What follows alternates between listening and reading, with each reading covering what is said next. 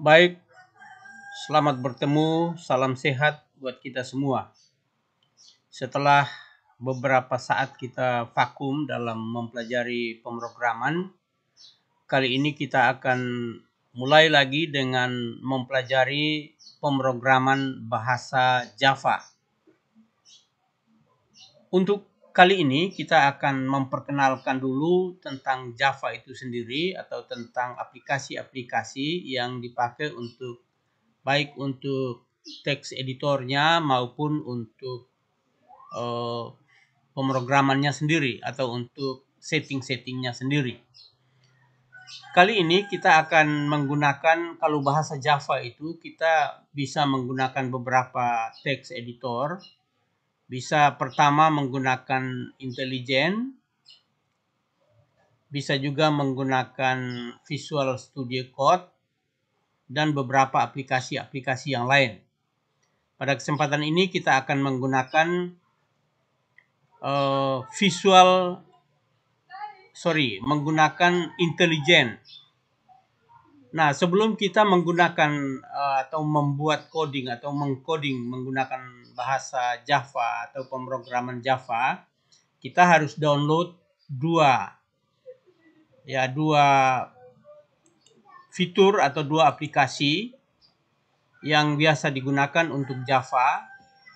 Jadi yang pertama kita gunakan apa yang disebut dengan Java SE atau Java SE, yang di dalamnya ada JDK, ya, Java Development Kit. Dan Java Development Kit ini sudah sangat banyak. Sekarang sudah versi atau rilis ke-18 dan saya gunakan yang ke-18. Mulai dari 8, 7 dan seterusnya, 10, 11 dan seterusnya 15, 17. Nah, yang saya gunakan sekarang adalah Java 18.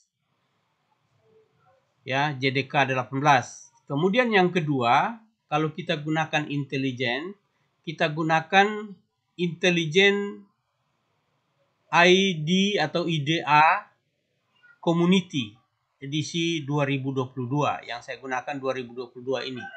Jadi dua aplikasi ini kita download dulu. Cara mendownloadnya juga cukup rumit. Jadi nanti saya akan jelaskan pada kesempatan yang lain. Kemudian setelah diinstall, setelah di-download, kemudian kita install. Install yang pertama kita install dulu yang disebut dengan JDK. Install yang pertama itu urutannya seperti itu. Baru kita install yang kedua yang IntelliJ. Cara menginstall juga itu cukup ribet atau cukup memakan waktu karena beberapa setting di sana kita butuhkan. Nah, untuk itu saya juga tidak menjelaskan bagaimana cara menginstallnya kali ini, tapi saya akan langsung saja untuk menggunakan. Ya, kita menggunakan IntelliJ-nya. Setelah kita install dua-duanya, kita bisa gunakan IntelliJ-nya. Nah, dalam penggunaannya pun setiap kali kita menggunakan ada setting-setting yang harus kita lakukan. Nanti kita perhatikan karena saya langsung menggunakannya. Nah, icon yang digunakan adalah seperti ini, ya. Adalah seperti ini, ada IJ, idea sekian-sekian misalnya, kita tinggal klik saja di desktop. Kalau di desktop itu sudah ada, ya. Di desktop itu sudah karena saya sudah install, ini dia di desktop. IntelliJ IDEA Community. Kita tinggal klik double di sini atau double klik 2 kali dan kebetulan saya sudah buka. Nah, untuk saya ambil kesempatan untuk menjelaskannya. Jadi setelah pertama kali kita sudah install ID-nya, install ID-nya, kemudian install IntelliJ-nya, lalu kita buka IntelliJ-nya, maka akan tampil jendela dengan memuat menu bar, sekian banyak menu bar, ya. Nah, kalau kita pertama kali kita gunakan, kita harus menulis sebuah program seperti misalnya menulis program seperti ini. Untuk awal ya, kita menulis program seperti ini. Ini tidak semua kita tulis. Ketika kita buka dan settingnya sudah benar, dia akan tampil paling tidak satu baris ya. Satu baris, yaitu public class, nama filenya. Biasanya orang menggunakan main saja, tapi saya lebih langsung menggunakan nama filenya. Akan tampil seperti ini.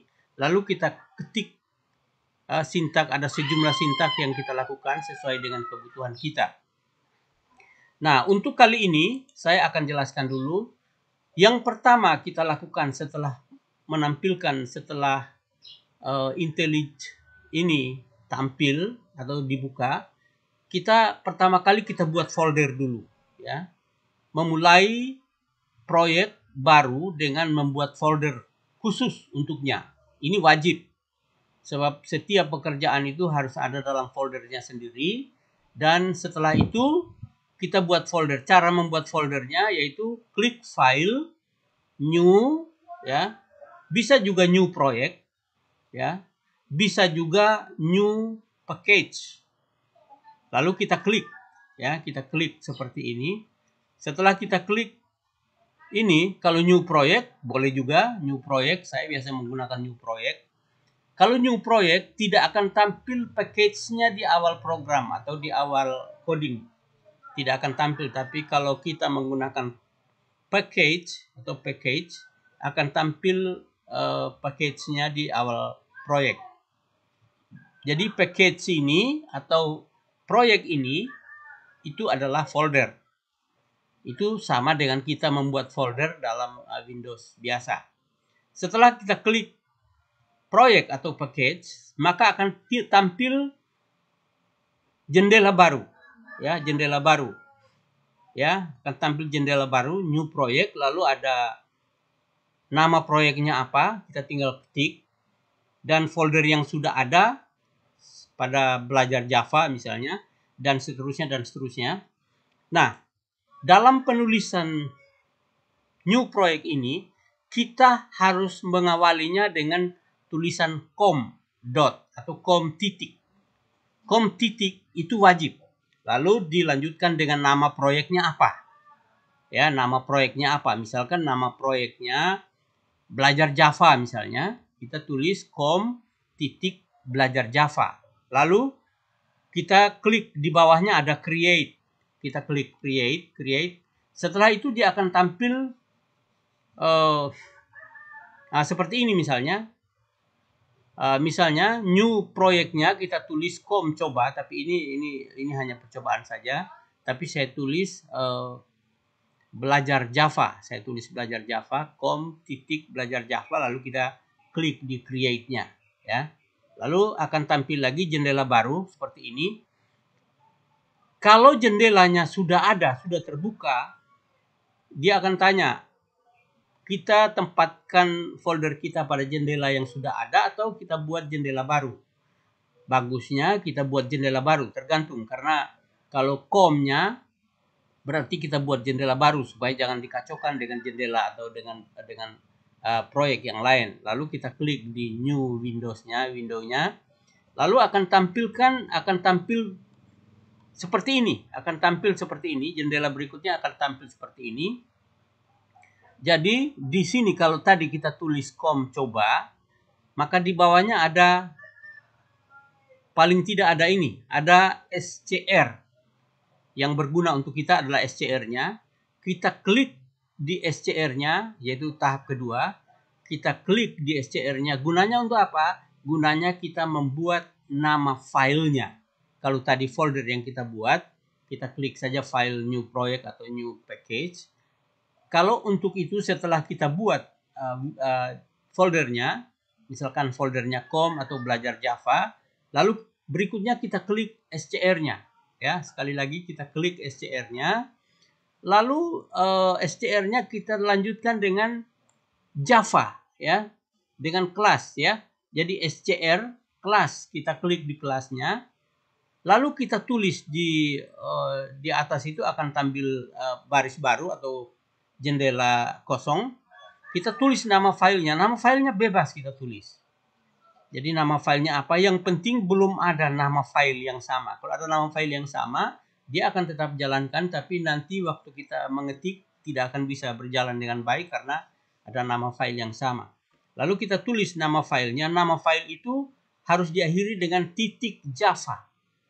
Jadi nama filenya wajib titik Java. Jadi nama file apa? Titik Java. Kalau yang pertama tadi foldernya titik nama folder. Kalau pada nama filenya, nama file titik Java. Jadi terbalik, jadi titik Java-nya terakhir. Setelah itu kita enter saja, dia akan tampil langsung seperti ini jendelanya. Jadi ini jendelanya IntelliJ atau intelijennya, ya. Sudah ada foldernya. Di dalam folder ini, lalu di dalam SCR-nya ada coba 1 Java. Inilah nama filenya, nama file, kemudian ini nama folder, ya. Ini nama foldernya .coba, nama filenya coba 1 titik Java. Itu wajib. Setelah kita enter, dia akan tampil langsung seperti ini. Ini baris kedua ini belum ada, tapi baris pertama wajib ada. Jadi dia akan tampil jadi seperti ini misalnya, dia akan tampil seperti ini. Lalu kita tinggal lanjutkan dengan coding-coding yang lain sesuai kebutuhan. Jadi ini dari awal tadi adalah setting sampai saat ini. Ini membutuhkan setting yang tepat. Kalau settingnya tidak tepat, maka ini tidak akan muncul tanda play-nya di sini. Tanda play ini adalah siap untuk ketika kita menulis program dan setelah sintaknya semua selesai, kita tinggal klik di sini untuk running atau jalankan. Atau bisa juga di tempat lain, bisa juga di run atau yang ada tanda play ini bisa juga, tapi di sini lebih gampang karena ini sudah muncul di sini, tinggal kita klik di sini. Nah, inilah awal setting file dan folder pada IntelliJ bahasa Jawa atau pemrograman Java. Nah, ketika saya ingin menulis atau membuat sintak atau membuat coding, itu dibutuhkan keterampilan mengetik yang cukup. So, kalau tidak akan makan waktu. Contohnya seperti saya mengetiknya agak lambat atau agak sulit, sehingga saya kalau ingin presentasi seperti ini, membuat video seperti ini, biasanya saya sudah ketik terlebih dahulu, tinggal saya jelaskan saja bagaimana caranya. Jadi sekali lagi, inilah awal dari setting file yang harus kita buat, ya, yang harus kita buat. Jadi setting file ini wajib dilakukan sehingga pemrograman Java ini bisa berjalan dengan baik. Begitu juga untuk setting ini juga berlaku untuk ketika kita menggunakan text editor yang lain, misalnya Visual Studio Code atau Sublime Text juga bisa dipakai. Jadi itu pengetahuan dasar, ya. Setelah kita menguasai bagaimana caranya mendownload, ya, kemudian setelah mendownload kita menginstall, itu juga ada cara tersendiri. Oleh karena itu saya akan berjanji untuk saya jelaskan kemudian pada video-video yang selanjutnya. Jadi ini awalnya. Kemudian untuk kali ini kita akan coba tes sebuah program membuat aplikasi. Ya, membuat aplikasi misalnya perhitungan atau kalkulator atau juga pengulangan percabangan dan sebagainya akan kita coba pada kali ini, atau saya coba salah satu. Jadi setelah ini kita coba intelijennya. Kebetulan saya sudah buka, saya tinggal klik saja karena saya sudah buka. Ini yang tadi kita buat, ya. Jadi public class awal ini adalah nama filenya awal. Tapi tulisnya public class nama file. Lalu diakhiri dengan dengan buka kurung kerawal, ya. Buka kurung kerawal. Biasanya kalau kita taruh buka kurung kerawal, dia langsung buka dan tutup. Tinggal kita masuk saja, kursornya dimasukkan di tengahnya, lalu kita enter, lalu kita tulis ini public static void main. Ini wajib ditulis, bisa juga void, bisa juga yang lain. Nanti berikutnya kita akan jelaskan itu. Untuk ini jangan dulu kita pusingkan, kita hafal saja dulu. Public static void main buka kurung string, Ya, string ini sebagaimana kita tahu ini adalah tipe data. Ya, string ini adalah tipe data. Jadi bisa string, bisa juga yang lain. Kalau string berarti bentuk kata, ya, kata atau kalimat itu biasanya disebut string. Kalau untuk satu kata satu huruf saja atau satu abjad satu huruf saja, alfabetik misalnya satu huruf A saja, biasanya menggunakan CHR atau karakter. Menggunakan karakter. Kalau numerik biasanya menggunakan num, kemudian tipe datanya integer atau lain dan sebagainya. Lalu buka kurung, lalu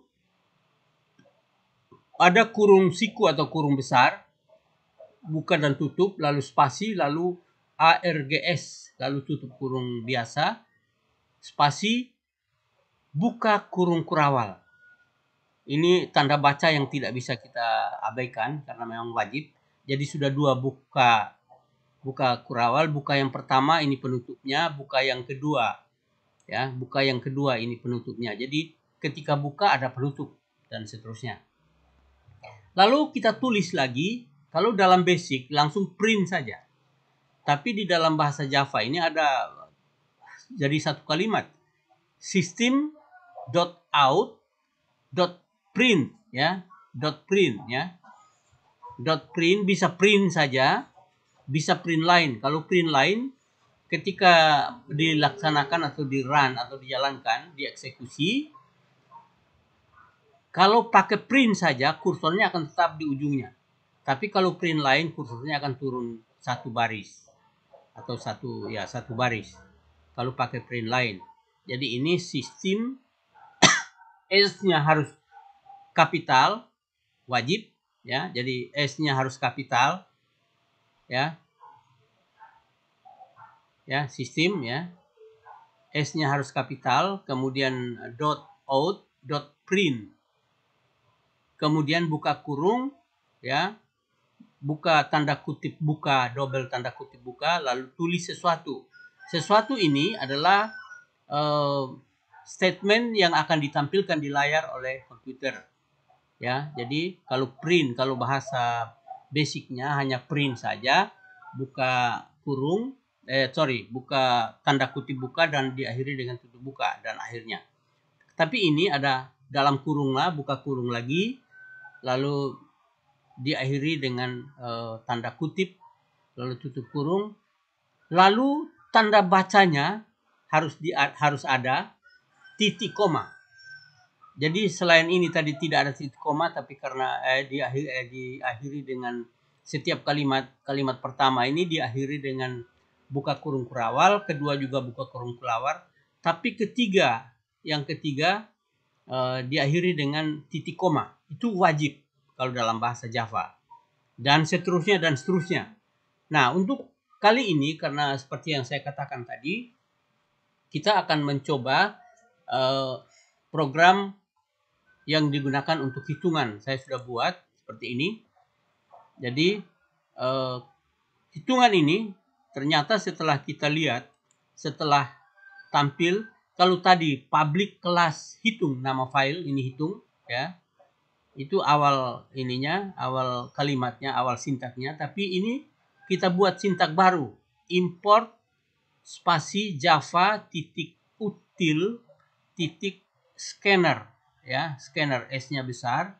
Tulisannya seperti itu. Kalau scannernya S kecil, dia tidak akan jalan juga. Akan terjadi error. Nah, kenapa kita menggunakan import ini? Karena kita nanti akan menggunakan input, jadi nilai masukan. Jadi misalkan masukan nilai 1. Kalau dalam bahasa basic itu hanya input saja. Tapi di sini kita buat bukan input, tapi tetap print line juga ya. Print line tapi diawali dengan scanner user input sama dengan new scanner system in. In inilah yang sebagai simbol untuk input. Ya, jadi setelah tampilkan sesuatu, dia akan menulis. Kita akan buat sintak lagi seperti ini. Scanner user input I-nya besar, itu wajib. Scanner S-nya besar juga. kemudian spasi sama dengan spasi new scanner S besar, buka kurung, sistem S-nya besar, baru titik in atau dot in, lalu diakhiri tutup kurung karena ada kurung ini, tutup kurung lalu diakhiri dengan titik koma. Wajib. Kalau misalkan kita tidak buat di sini, misalkan titik komanya tidak ada, dia akan tampilkan ada kesalahan. Ya, ada kesalahan. Jadi langsung kita tahu nanti kalau ada kesalahan di sini. Jadi tetap kita buat titik koma sehingga ini tidak ada lagi dan seterusnya. Lalu kita buat sintak lagi int panjang, lebar, luas, bagi, tambah, kurang, titik koma. Nah, koma ini adalah nama daripada variabel, ya, nama variabel. Jadi variabelnya dipisahkan oleh tanda koma dan seterusnya. Kemudian int ini artinya integer. Integer itu kalimat bulat atau kalimat bilangan bulat, ya. Bilangan bulat kalau dalam matematikanya integer itu bilangan bulat, kalau real itu bilangan berkoma dan seterusnya. Nah, lalu untuk menampilkan sebuah input scanner ini tadi, ini scanner user input sama dengan new input, diakhiri dengan in dan seterusnya.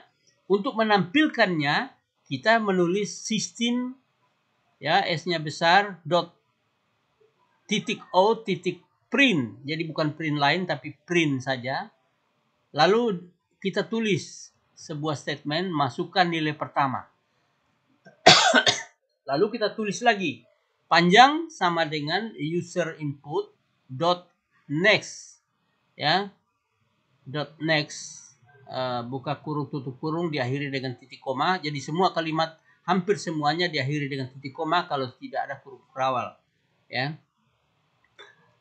Kemudian sistem out print nilai 1, panjang sama dengan user input sama dengan next integer dan seterusnya.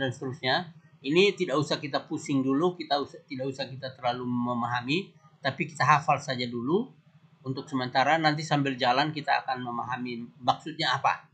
Kemudian dia akan tampilkan lagi. Sebenarnya kalau dalam bahasa basic itu int dalam kurung seperti ini juga bisa, tapi kalau dalam bahasa Jawa diawali dengan sistem out, sistem titik O titik print, lalu statement apa, permintaan apa. Kemudian karena ini nilai satunya kita anggap lebar, boleh juga ditulis lebar sama dengan ini. Kalau yang tadi nilai satunya panjang, boleh juga, atau nilai 1 juga boleh. Kita tulis di nilai 1 atau panjang karena dianggap panjang, karena nanti selanjutnya akan digunakan untuk perhitungan volume, luas dan sebagainya, luas balok dan sebagainya. Lalu lebar juga begitu. Lebar ini bisa saja nilai 1 atau nilai 2 misalnya. Nilai 2 sama dengan user input dot next int integer ini tapi i-nya i besar dan seterusnya. Kemudian perkalian int kali panjang kali lebar, ini rumus, ya, panjang kali lebar. Karena kita gunakan panjang, ini kita gunakan lebar. Kalau nilai 1 atau nilai 2 boleh juga. Kemudian sistem out print hasil, ya, hasil kali, ya, hasil kali, karena kita mulai dengan kali duluan. Lalu sama dengan tutup kurung, ini yang akan ditampilkan di layar. Lalu hasilnya yaitu ditambah dengan plus kali, berarti nanti kali, ya. Karena ini kali tadi panjang kali lebar, maka ini juga kali, ini wajib. Kemudian yang kedua, misalkan ini bagi, saya singkatkan saja jadi int sama dengan panjang bagi lebar, jadi bagi. Jadi panjang ini sekali lagi itu hanya variabel, bisa saja nilai 1, ini nilai 2. Kalau kita tetapkan di sini tadi nilai 1, ini nilai 2. Lebarnya nilai 2. Lalu untuk tampilkannya print .out .print line hasil bagi tambah karena ini nanti hasilnya akan tampilkan di sini. Kalau misalkan tadinya di sini hasil, misalkan di sininya hasil saja, misalnya int hasil misalnya panjang kali lebar, maka di sini hasil. Jadi ini tidak harus ditulis sekali, tergantung dari variabel yang kita gunakan. Kemudian hasil baginya akan tampilkan di sini. Lalu misalkan hasil tambah, kita tulis integer tambah sama dengan panjang tambah lebar, atau nilai 1 ditambah nilai 2, bisa juga, tergantung variabel tadi lagi. Kemudian system out untuk menampilkan hasilnya ini, system out tambah, karena ini tam, system out tam, tapi kita tulis keterangan hasil tambah sama dengan tutup tanda kutip, lalu plus, lalu tambah. Kemudian int kur, ini kurang, kur ini variabel kurang ya, yang saya singkatkan. Jadi kurang itu sama dengan panjang kurang lebar. Sekali lagi, panjang kurang lebar ini, panjang dan lebar ini adalah variabel yang kita tetapkan di sini. Bisa saja nilai 1, nilai 2, bisa diganti. Kemudian sistem out-nya lagi untuk menampilkan hasil ini, yaitu kurang ini, hasilnya di sini, lalu ditulis plus kur, karena ini tadi saya bikin singkatan kur saja.